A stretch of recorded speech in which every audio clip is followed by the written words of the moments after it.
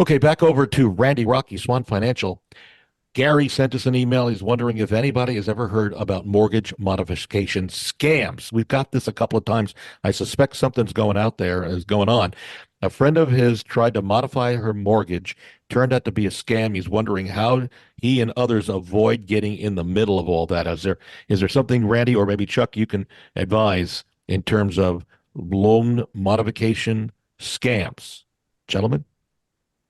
Um, I, you always should call the actual company that you're making the payment to. In other words, if you get something in the mail and they say they're the company, do not call that phone number. Go to a website, triple check, and make sure you're calling the right company if you're looking for a modification. And in most situations, modifications are very difficult and they're not good for you. COVID, Bob, we talked about that several times during COVID. They were telling them to do modifications, and I kept telling you, please, consumers, if you can pay your bill, please do it. And it's been a disaster. It really has.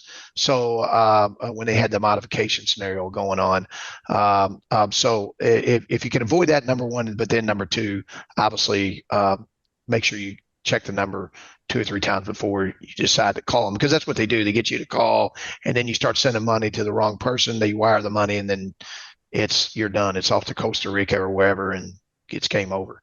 And am I correct in saying that the modification can only be done by your actual loan Yeah, servicer, not that by is a correct. secondary, right? Yeah. So Right.